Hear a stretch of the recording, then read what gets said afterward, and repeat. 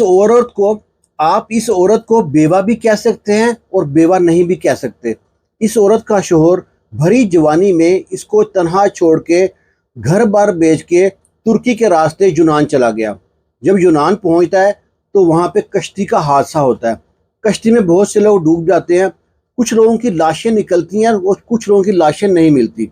अब ये औरत जिद पे बैठी है, कहती है मेरा शोहर जिंदा है, वो मरा नहीं है, मैं बेवा नहीं हुई।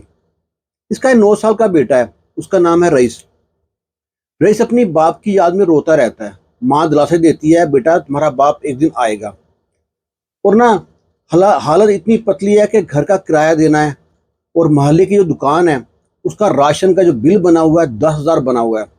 और वो आते जाते ना इसको जरीना को ना हवस भरी नज़रों से देखता रहता है। वो बूढ़ा खुसड़, खुद तो उसकी जो उम्र है 50 साल से ऊपर है, उसके 3 बेटे हैं, तीनों की शादी हो चुकी है।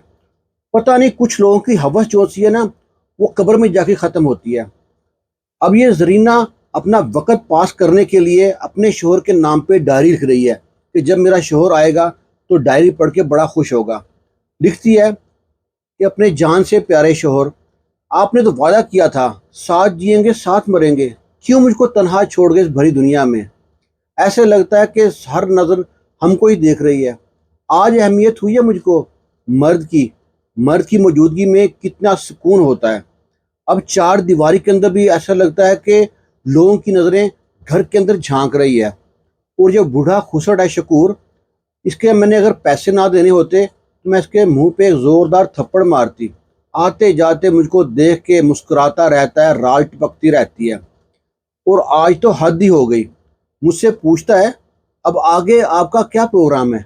मैंने कहा है मेरा दिल तो कर रहा था इसको जूता खींच के मारूं। ये होता कौन है मुझसे प्रोग्राम पूछने वाला। अगर मैंने उसके पैसे ना देने होते तो मैं लाजमी इसको 4 सुना के आती। और ना जब मैं घर पे आई ना, उधर रईस के जोन से ना, हमारा बेटा रईस है, उसके जूते ही फटे हुए हैं, यूनिफॉर्म फटा हुआ है।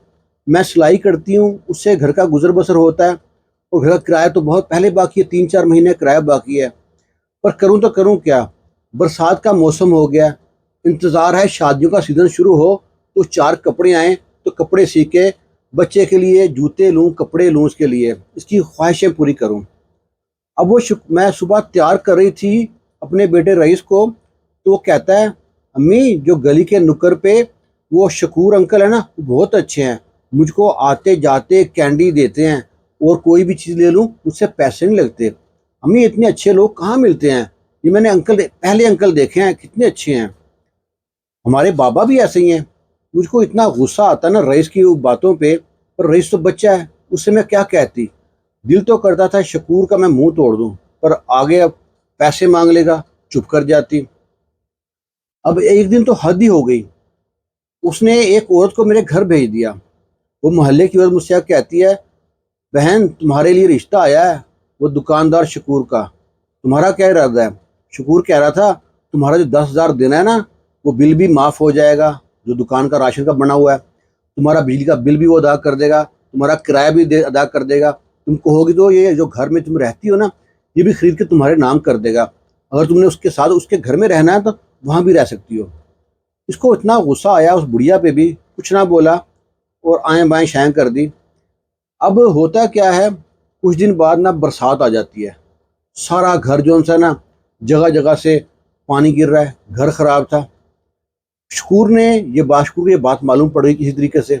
उसने सुबह ही मिस्त्री लगवा के घर की छत के बाले बदला दिए। अब उसे कुछ कह भी ना सकूं, वो सोचती हूँ कि चलो कोई तो है जो अपना ध्यान रखता है। अभी ना वहाँ भी बात ना ख़त्म हुई। अगले दिन क्या होता है, जब रईस है स्कूल जाता है, कहता है अम्मी मेरे नए जूते कब लेके दोगी, नीचे से ज़मीन में से कंकर चुभते हैं। मेरा दिल भर आया। कहा बेटा अगर आज कपड़े सिलने को आए ना ज़्यादा तो कपड़े सीने के बाद शाम को नए जूते लेने चलेंगे। अब रईस बड़े इंतज़ार में था कि शाम को आऊँगा तो मामा के साथ जाऊँगा, जूते लेके आऊँगा। जब शाम को आया तो पूछता है अम्मी कपड़े सिलने को आए थे। माँ कहती बेटा नहीं आए। रईस का मुंह सा बन गया, कमरे में जाके लेट गया, अकेले में बुड़बुड़ाता रहा। सुबह जब वो स्कूल जाने लगा ना तो ये शकूर है दुकानदार, उसने देखा कि कपड़े कितने ख़राब हैं। उसने उससे पूछा تو کہتا ہے ٹیچر ہی منع ڈانٹتی ہیں، تم اپنے کپڑے بدل کے آؤ، نئے لے کے آؤ، شوز بھی لے کے آؤ۔ شکور نے کہا چلو پھر ٹھیک ہے۔ شام کو جب واپس آیا نا رئیس، اس کو شکور ساتھ لے گیا وہیں سے باہر سے ہی، اور اس بازار لے کے جا کے اس کو کھانا بھی کھلایا، نئے جوتے لے کے دیے، نئے کپڑے لے کے دیے۔ وہ ہنسی خوشی گھر آ کے دیکھتا ہے کہ اماں دیکھو میرے کپڑے، اماں دیکھو میرے شوز۔ کہتی میں حیران پریشان، نئے جوتے کہاں سے آ گئے، نئے شوز کہاں سے آ گئے اس کے پاس؟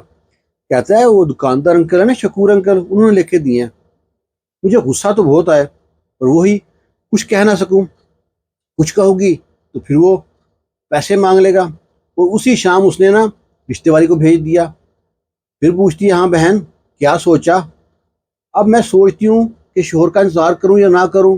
اس عورت سے کہا مجھے چند دن انتظار کرنے دو شوہر کا، پھر میں بتاتی ہوں۔ ابھی دن گزرے ہی تھے، 2-4 دن۔ جو جس کا کرایہ دینا ہے، جو گھر کا مالک ہے، مکان مالک، وہ آ گیا۔ کہتا ہے بھائی مکان خالی کر دو۔ 4 مہینے سے کرایہ نہیں دیا۔ جب بھی کرایہ لینے آتا ہوں تو کہتی ہے شادیوں کا سیزن شروع ہوگا نا تو میں سارے پیسے اتار دوں گی۔ اب تو برسات شروع ہو گئی ہے، پھر کب شادیاں ہوں گی، کب تو پیسے دے گی، اتنے تو کرایہ اور بڑھ جائے گا۔ بھائی تیری مہربانی تو مکان خالی کر دے۔ یہ شور شرابہ سن کے شکور جو دکاندار ہے وہ بھاگا آیا۔ اس نے آتے ہی 4 مہینے کا کرایہ مالک مکان کو دیا، اور اسے کہتا ہے کہ کل مکان کے کاغذ لے آنا، یہ مکان میں تم سے خرید لوں گا۔ یہ کہہ کے چلا گیا۔ اب یہ زلیخا سوچتی ہے اب بھری دنیا میں بہت سی نظریں ہیں جو ہوس بھری ہیں، وہ تو مجھ کو ایسے ہی اپنانا چاہتی ہیں، چلو یہ تو شادی تو کرنا چاہتا ہے۔ اب وہ سوچ لیتی ہے کہ میرا شوہر مر گیا ہے۔ اپنی ڈائری کے پنے پہ لکھتی ہے کہ میرے مجازی خدا، میں نے آپ کا بہت انتظار کیا، پر لگتا ہے اللہ کو کچھ اور ہی منظور تھا۔ میں یہیں پہ ڈائری ختم کرتی ہوں۔ اگر آپ آئیں گے تو ڈائری پڑھ لینا کہ میں نے آپ کا کتنا انتظار کیا ہے۔ اسی رات صبح جو ہے نا وہ شکور پھر اور کو بھیجتا ہے، ہاں بھی پوچھ کیا؟ شکور تو پلانس بنا رہا تھا کہ اس پہ میں رحم دلی کرتا رہوں، اس کے کام آتا رہوں تاکہ اس کا دل موم ہو جائے، اور وہی ہوا۔ وہ بڑھیا کہتی ہیں ہاں بہن کیا سوچا پھر شکور دکاندار کے بارے میں؟ وہ کہتی ہے جا شکور دکاندار سے کہہ کہ تمہارا منہ میٹھا کر دے، بس مجھے یہ 2 مہینے کی مہلت دینے دو، میرے بچے کے ایگزام ہو جائیں، اس کے بعد میں شکور سے شادی کر لوں گی۔ وہ بڑی ہنسی خوشی جاتی ہے، اور جب صبح ہوتی ہے تو زلیخا اپنے بیٹے نا زرینہ اپنے بیٹے سے کہتی ہے بیٹا جو انکل شکور ہے آپ کو کیسے لگتے ہیں؟ کہتا ہے انکل تو بہت اچھے ہیں، فری میں کینڈی دیتے ہیں، فری میں سانٹی دیتے ہیں، چپس دیتے ہیں۔ کہتی ہے بیٹا ان کو اپنا ابو بنا لوں؟ آپ کے ابو تو جب باہر گئے تھے نا وہاں دریا میں گر کر نا فوت ہو گئے ہیں، میں سوچ رہی ہوں شکور انکل سے شادی کر لوں۔ لڑکا بڑا خوش ہوتا ہے۔ لڑکے کو معلوم نہیں ہے مستقبل میں زندگی میں کیا ہوتا ہے، اس کو تو یہ معلوم ہے چاکلیٹ ملیں گی، کینڈی ملیں گی، کھانے کی چیزیں ملیں گی۔ بیٹے نے جب ہاں کر دیا، ماں نے بھی 2 مہینے انتظار کیا، اور 2 مہینے بعد شکور سے شادی کر لی۔ مجبور بیوہ تھی، اور اس دن اس نے یقین ہو گیا کہ میں واقعی بیوہ ہو چکی ہوں۔ اللہ تعالیٰ ہر بہن بیٹی کی عزت کو محفوظ رکھیں۔ جب آپ عورتیں گھر سے باہر نکلتی ہیں نا، بہت سے ہوس کے پجاری جن کی ہوس قبر میں جا ختم ہوگی، وہ آپ کو آگے پیچھے تکتے رہتے ہیں۔ خوش رہیں، شاد رہیں، آباد رہیں۔ ویڈیو کے بارے میں کمنٹ میں لازمی کیجیے گا۔ اللہ حافظ۔